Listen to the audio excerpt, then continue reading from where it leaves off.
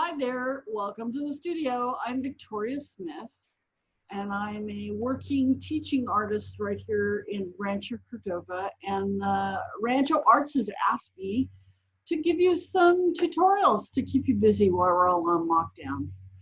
So today, I want to talk to you about Copic markers, actually alcohol markers in general.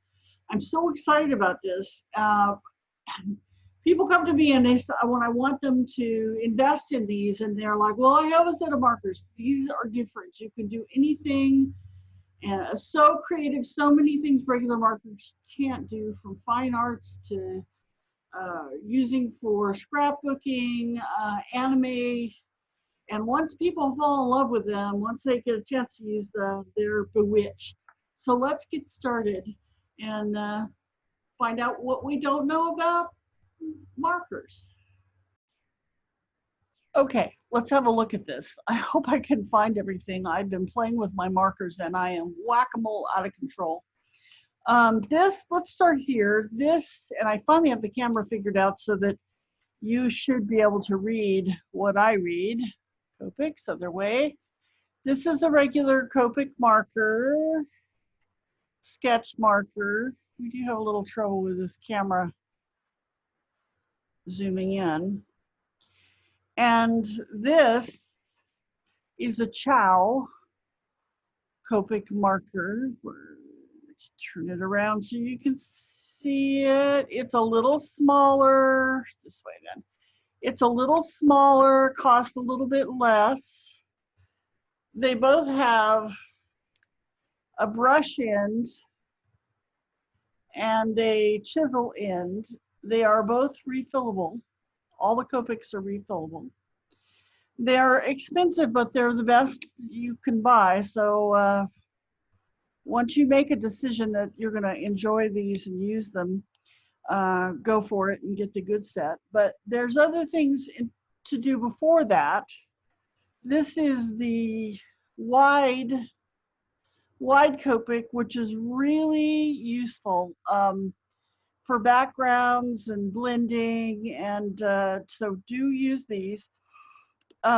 Here's the thing, these Copics you may spend $8 a piece for one of these, unless you buy it in a kit. You might go online and buy 10 at a time and get them for $5. I recommend getting a little kit and then adding on. There's like 200 colors. Yummy. The colors are really important, that you have a huge variance of color, because that's what Copics do well, is blend. And if you don't have a lot of colors in the same family, well, it's not going to work the system for you. These are Art and Fly knockoffs. I don't believe they're refillable. I haven't been able to make them refill yet. They have a chisel and a brush in. They're much cheaper. Don't bother with the Art and Fly. Try Touch New or Touch 5. Go on Amazon. You can get a huge set for $50 and an even bigger set for under $80. And that's what I would recommend. Buy as many as you can afford. Don't go for the 34 pack, the $34 pack. That just isn't enough color variance, and I'll explain that in a minute. So there's also colorless blenders, which I was horrified to find, and this is a art marker from somebody else. These have they're alcohol-like, rubbing alcohol-like fluid in it that actually is the basis of the alcohol markers, and you can do neat things with it. I went and opened mine up and I have used them all up, so I don't know how well I'm going to demo that today. But here's the deal with I think if you got teenagers or you want to start for yourself, try a knockoff set with a bunch of color. And then if you love it, as you're wearing those out, start collecting the Copics. The Copics are refillable. I don't know if I have a ink. I think I did here somewhere. Anyway, once you've made the investment for the marker, the nibs can be replaced. Where are you? The nibs can be replaced. What happens if we do this? I'm just curious. The nibs can be replaced and the ink can be refilled, and the refills are about $4 or $5 a piece. So one ink refill may be 17 times refillable. So if you're really into it, eventually over time that gets to be the big deal. I like teaching Copic markers because it is a hireable skill. They come out of initially, of course, they're a Japanese product, the Copics. They come out of anime cartooning. They don't like it when you call it cartooning. How about graphic novels? And they create really beautiful color, brightness, and also more like watercolor. Beautiful, beautiful work with them. So if you make this investment, this is a nice thing for your teenager to learn how to do well, because she might just, or he might just get a job inking at a cartooning graphic novel place, or even using what they learn with this to use on Photoshop later. So get your kid Photoshop and some Copic markers. That's what's been on my mind. All right, let me show you. I'll do the best I can with these. This is something I was working on before, just to cartoon and fool around, and my orbs are really wonky. So this is Bristol paper. Look at the back of it. Wow, that's Bristol. That's a heavy paper. You can hear how heavy it is. So when you work, always put, this is just a typing paper, always put something like this under it, maybe heavier than that. Because if you did this in your sketchbook or elsewhere, it might destroy what's then on the next sheet. I've seen that happen enough. And come through. And then also there's a concern about using a lot of ink, because we don't want to blow through these. Some papers suck the ink up. Generally there's marker paper. Let's see, where's my marker paper? And Bristol. There's a lot of argument about which to use, which is best. We'll go to that another day. But you can see the marker paper, I hope you can see, is very almost transparent. Let's see if we get something to show through it. Well, it is almost transparent. And then the Bristol is a little heavier. I have used it on watercolor paper just because I like the look of it, but boy, does it run through the ink. Okay. What else have I got in here to fool around with? So I struggle with the lighting here. I'm always trying to fix it so the lighting is good for you. And I haven't worked it out quite yet, but let's come here. So here's the beauty of these,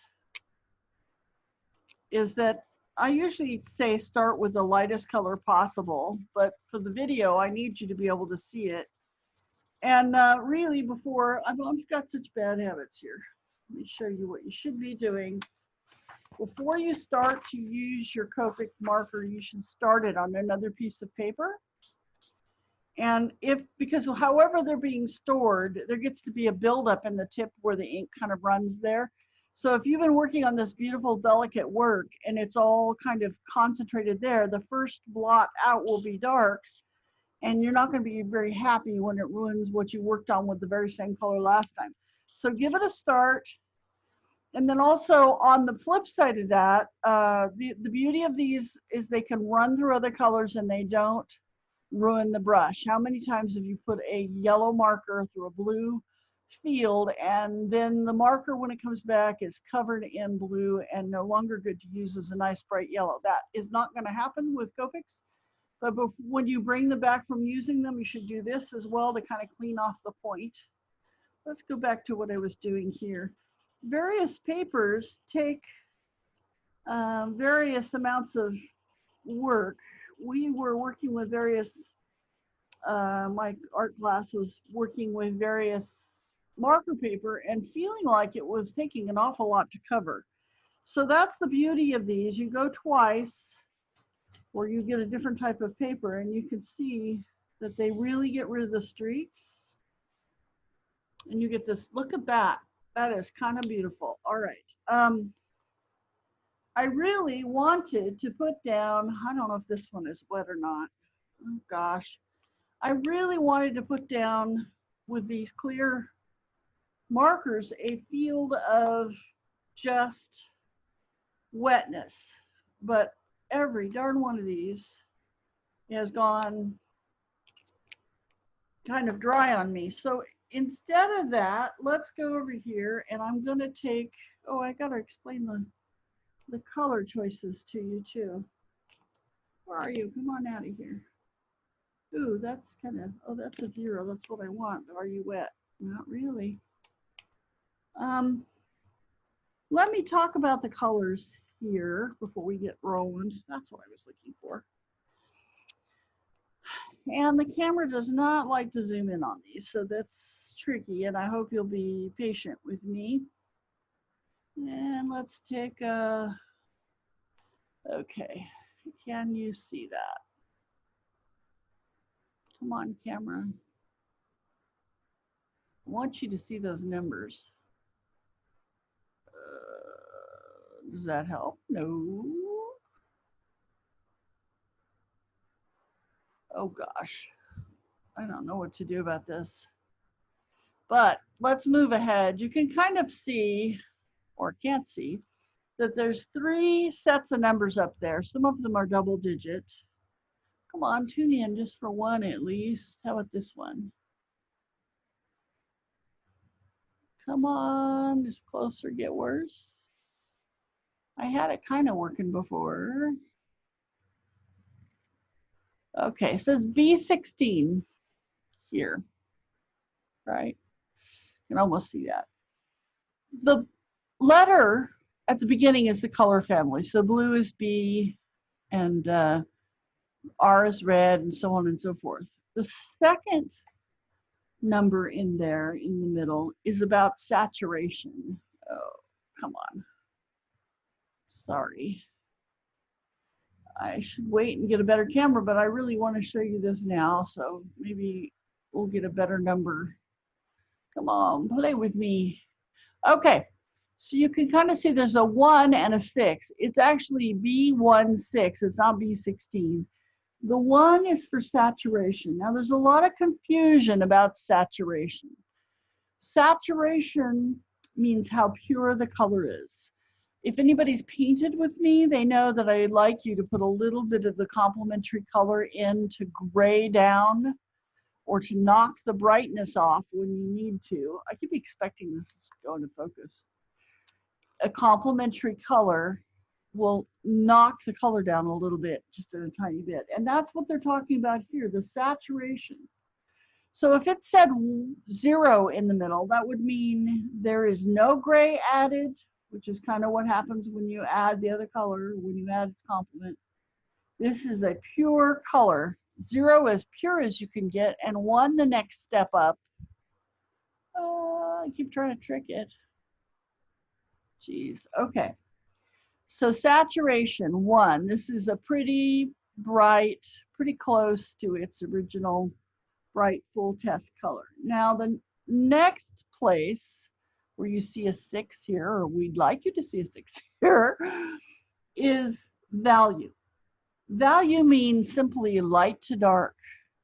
So if that's a 6 out of 10, you're kind of halfway there, right in the middle. It's not as dark as it could be or as light. If it was a 1 or a 0, it would be very light.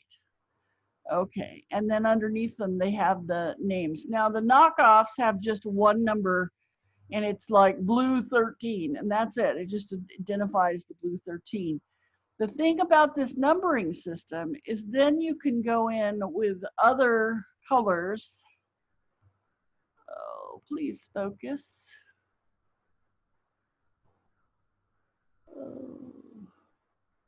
Oh, there we go for a second. It'll do it for a second. Really need you to focus. So you can go into other blues. It'll say blue. This one I think says 0, so it's absolutely fully saturated, no gray added. And then it says 2, which means it just is 2 steps into darker light. Oh, there it was for a second. There, you got it. Oh, I don't know why it turns it away. So you might pick the lightest color in that family and a few steps up and a few steps up to make a beautiful blend. And this is what the other ones don't do. You can use what they've got. You can also blend outside of color families. But let me do a little bit of this blending for you so you know what I mean. Normally, we like to put a clear blender down first so that it's wet. Things blend better when the paper's wet. But I'm just going to start them with this lightest color that I have, and I'm going to pull. There is a lighter color here for this I was looking for. Dang it. But that's okay. We'll use this. You'll forgive me. And the trick with this is being patient and sticking with it. I kind of am rushing through it for the purpose of this video, but you can see that blended pretty well, doesn't it? Oh, and is this probably the next one up? This is a Copic BO2. This was blue-green O2, which is interesting. I did mix colors there. So let's see what happens. Usually when you start to blend things, then you go back over, like you start with the lightest color you can, and then you go back over with the color that you just used to make that line of demarcation go away. And I didn't end up giving you a very big line of demarcation, but you'll see in a minute. Where my light blues are. Okay. I love just, you know, how wonderful we get to sit here and color. All right, there's a darker one. I'm going to go in between this stuff I was already doodling around with. And you can see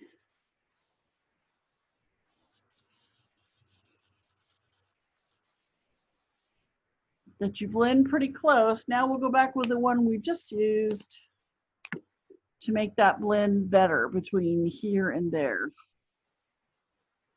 And usually you go over the whole thing. That's what's happened in this ball back over here. It's been covered by an orange on top of that blue. It's sprayed it down. All right. I'm trying to see what your camera sees. Can you see it? Oh, you can still see kind of a line. And it depends on how many number jumps you get. You could do them 1, 2, 3 in those numbering systems, but you wouldn't get much change. That's not a bad blend considering I haven't spent much time on it. Okay. So that's a blend. You could do it with all sorts of colors. I've got lots more impressive stuff. But what I do want to talk to you about, oh, the colored, I keep hoping I'll look up here and there'll be a clear blender that hasn't dried out on me. I just ordered a bunch more of them when I realized it was a problem. Well, okay. That's the other thing you can go. I don't think this is going to work much for us. Oh, maybe it's a little wet there. The clear blender, which is really a bad name for it, but you can go in. Do you see what's happening? That little color change. We could have gone in here and blended this down quite a bit if we wanted that to be lighter. I use it like when I'm doing characters.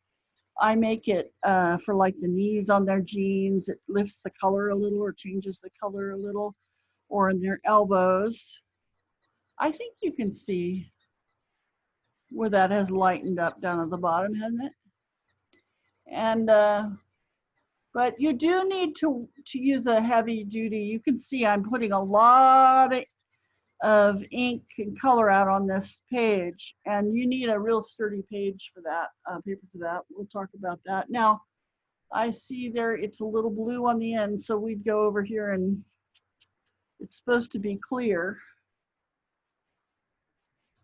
And you wouldn't put it away until you worked to where it wasn't carrying other color around, right? And let me show you just for demo's sake. Here is a nice yellow. What is this? I'm kind of sitting in the dark here. This is yellow red 31. So the family is yellow red. It's 3 with saturation, so it's pretty bright, and it's 1 for dark value. So that means it's pretty light. Okay, so let's take it through this place here where I put all this blue down. And see, this is what the Copic markers are all about. Look at that blend. Isn't that beautiful? Look at the fine arts things you can do with these pens. I mean, they can look just like watercolor. If you do faces and things, they're miraculous. So that we've gone over the top. Now, hope you can see this, cleaning that. There was a little bit of blue there, but it's going to come out. It should be just as yellow as it ever was. Okay, so gotta love them, gotta love them, gotta love them. Let's do something I do with a little, isopropyl alcohol. Oh, my camera's upside down still. Rubbing alcohol. And you could use a Q-tip or a brush or whatever you want. I'm gonna grab a brush for today. I want it to show nice and big for you. And let's go in and just make a nice big drop of that. I hope my brush is holding lots of alcohol. And you're going to see what happens. It blossoms, it blooms, just like watercolor. So you can do really kind of cool things. You might spatter, right? How about I spatter over that thing? I'm just doodling. These are not certainly very nice works of art, but I wanted you to be at home with them. That would be the first thing I'd have you do, is just get them and fool around. What happens when I do this? That's the whole ball there. Let's see what happens to it. That's kind of what the blender does too. We'll go underneath and, okay. Do I have any water here to wash this poor brush off? No. So can you see the changes? I hope. Starting to come in here. We'll give it a minute to dry. There's some other tricks you could do. See if I gave us a nice field. I didn't give us a nice vivid field. Let's look for a pretty green or blue green. What did I grab? This is a green. Well, now it comes into focus.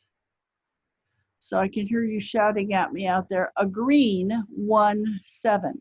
So color family green. It's 1 with saturation, which means it's still pretty bright, just 1 step up. And it's 7 with value, which means it's darker. It's on the far side, getting closer to the 10. And it looks like that, doesn't it? Okay. So dang the torpedoes, let's go in here. I'm kind of destroying this paper because I'm working so hard on it. Let's go in and really go heavy with this green. It's kind of nice. Oh, by the way, you ever open up markers and they kind of make you sick to your stomach? These do not have that smell. There's a little bit of an alcohol smell if you put it right up to your nose, but it's not like those other ones that I used to love those, but they could make me so sick. Let's see if we can find now a darker one, and most definitely employable, this gig. I always like my people to have, you know, they all say, well, we just want to, okay, this is blue green. Behave. G, blue, green, BG, 0. So it's fully saturated. 9, and it's dark, toward the dark, so that should be pretty. They say, oh, I don't care if I make money or whatever. Well, you know, you spend eventually kind of a lifetime doing these things. I love the thought that, yeah, you can put it to good use, even if it's just, you know, stuff you do for the church, or, you know, you get paid to make a little cartoon or something. Um, I respect your work. You should respect your work. Don't be afraid to charge for it. And so it's especially nice to have skills that are needed. These sometimes are hard to tell the difference between when you do work with this. Now, I take a whole lot of time and I'm very careful, but right now I just want to show you what I got. See, oh boy, that's pretty. Um, they end up looking an awful lot like they were done in the computer. People do those mandalas with them. They make cards with them. They do character design with them. All right. Oh, maybe I should have kind of gone around the edge there and made this roundish, huh? And you can see I keep doubling back to the color we used before to make these pieces blend. That's kind of pretty. All right. No more to do. I keep trying to leave high spots. So let's take this little stamp that I have, little crown. And these don't always work for me, but I'm getting better at it. Part of this about these is, let's say you've got a character sitting in a chair, or a beautiful drawing of a woman. They're very nice for fine arts too. And you wanted to place some texture or wallpaper behind the person. This is kind of how you might handle this. And you, of course, would have lots of different types of stamps. We're going to turn it over and just do that. So you might repeat them on the wall behind her and get, you'll see it starts to raise up just like the other thing. You'll get a wallpaper repeating. There it comes. You can kind of see it coming up here. Repeated pattern. The other thing we do, now the wide ones, when I first saw those, I thought, oh, why are we buying that? I don't even know what color this is. Who's going to need a wide one? Oh, this is blue. I wish I had a lighter one here. Oh, here's the yellow. I just knocked the Jesus out of the camera, didn't I? Here's the yellow. So let's say you did a beautifully, yeah, and you can see over here where I did the, before I tried to use the stamp. Let's say you did this beautiful character. This is kind of dookie yellow, but we'll try and use it anyway. I want the big one. I think I ended up with 2 dookie yellows. They have an app that helps you keep track of which ones you bought. Yeah, it's getting browner and browner. Come on out and play. This is your big moment. Oh, here's a light green one I like. This one, yellow green 03. So the color is yellow green. Come on. I just don't know. The color is yellow green. It's 0, so that means it's saturation. There's no gray been added in, and 3, which means it's still on the low side. So let's say you've done a character and then it's got a background. There's beautiful ways of making fire and underwater and some other things, but you don't want, just like in painting, the atmosphere as you push back should look far away. So let's see, where's a good way to demo this? Can you see it in the picture plane? Okay, we'll start it. Look at that nice color, a little dark.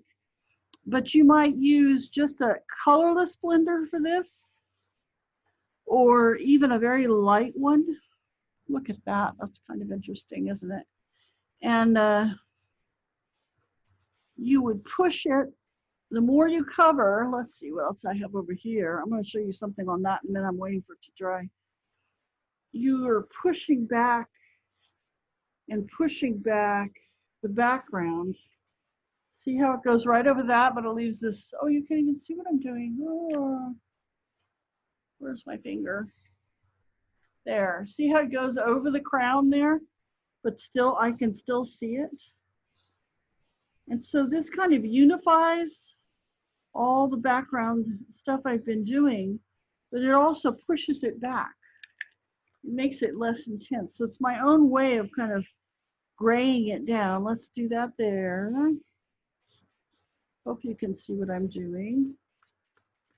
I decided just to build on my doodle, so the more I put, the better it looks. So you can see, I hope, what a change that is by pushing back, pushing back. Where's that little blue bit? I can't.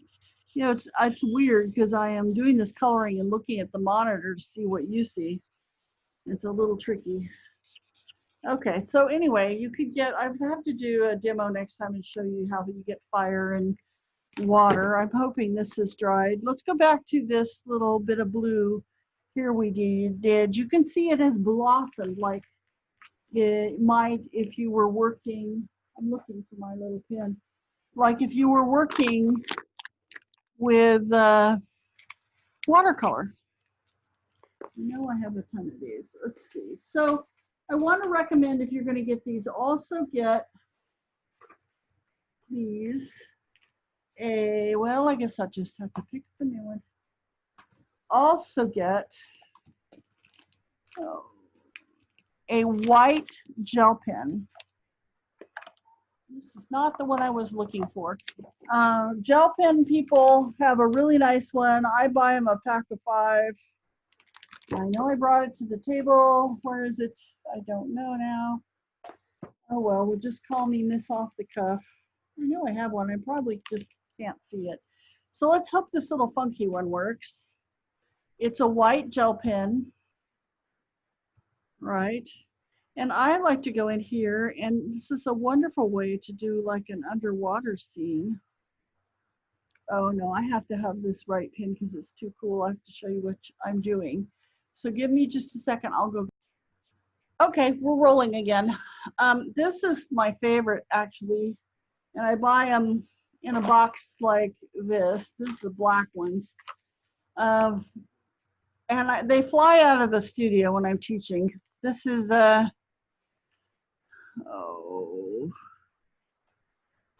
hard to read. It's a Japanese pen. Anyway, these are white gel pens. Get a quality one. And this is, you can kind of go in and leave a little highlight or do any kind of thing that you like on top of this. This is good fun. There's lots of other nice, fire. I did a cute little mermaid.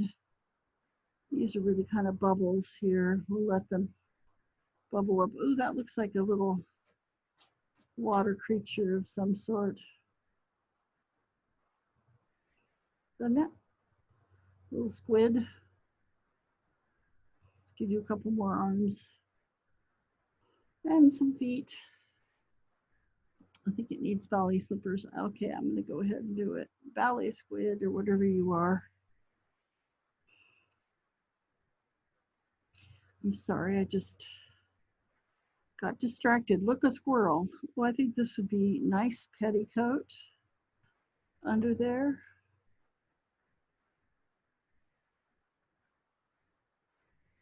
Nice petticoat. Anyway, whatever you like with this. Now you can see how this you could not do with those other markers. You just can't make that happen. They're just so beautiful, and I'm just knocking out a few of the colors for you. You're also going to need some dark markers, especially if you're doing anime type things. This is just a Pentel Evergel. It's just a dark pen, but I do kind of like them too. It's got a nice little fine nib. If you're doing anime, you're going to need different size nibs. I don't know what's going on here quite, but I'm enjoying it. The thing with these, you have to be careful because the alcohol will make some of these run. So I also use like micro pins. What are they called? Microns. I bought a big set of these to have so everybody could have them. They're pigment liners. Um, but you need to maybe test a few on certain papers to see if they're going to run for you. All right, what else? Is that our little over here came up sort of ghosty. We might try that again, or we might go on to some different colors. Actually, it's about time for me to sign off because I get awful long-winded, but you can do beautiful stuff mixing with these. If you had them here in front of you, you'd be dying to try it, I know. Get the edge nice and dark. Go, oops, that's a blue. I almost messed that up. Anyway, I hope you learned something. These are just fun, fun, fun. So really, they're the perfect thing for adults and children in this time of being, look how that's just turning out. And if you fool with it long enough, it's going to get you can get a chrome one if you do it in black and grays. Make beautiful cards with this, make beautiful art. I will tell you, my teenagers go crazy for this. They make a wonderful gift at Christmas. Oh, I didn't want to knock that all out. Oh, well, it's still kind of there. Maybe I can make it be there by doing this. And it's something they can collect. There's some nice little cases to put them in. I know all my teenagers, and they use them. Isn't it nice to get something that, you know, we spend money on kids and, you know, the new guitar is sitting in the corner. They pick these up and go right away, starting to make things be wonderful. Okay, so wonder if I've forgotten anything. Okay, so this is the doodle we were doing, and I'm going to say that if this wouldn't be nice if I could go a little further on that one. You'll be amazed what you can do with these. But they're dynamic and different, really worth your time. I hope you learned something. I would really advise go get one of the bigger knockoffs. Touch New. Who was the other one? Oh, I don't say it right. Touch 5. Stay away from Art and Fly. Spectrum Rower is good. Artist Loft is pretty good. Not as good as the Copics, but just try them and see if you love them. Get some Bristol paper to start, I think, and typing paper to go under. And, you know, if the whole family is stuck at home, I mean, mom and dad and all the kids could learn with them. And then if you, one or two of you find that you really love it, then, you know, birthdays, Christmas, start collecting the others. I know they're huge at my art classes. I am teaching some distance learning classes, which is turning out to be fun. I'm getting some people from far away. So isn't it interesting how these difficult times, we thought it was going to be lemons, and now I have lemonade, all these new students from all over, but I'd love to have you too. So thank you, and thank you to Rancho Arts. You should really think about volunteering over there. We're so lucky. Until you step in there, don't be shy. Beginners, advanced, it doesn't matter. They're nice people. There's lovely shows over there, which is a great way to start your showing. Very loving, great parties. So if you're looking for fun and community and also maybe a little art, please do think about joining and volunteering. Okay, that's it for now. See you soon. Wash your hands.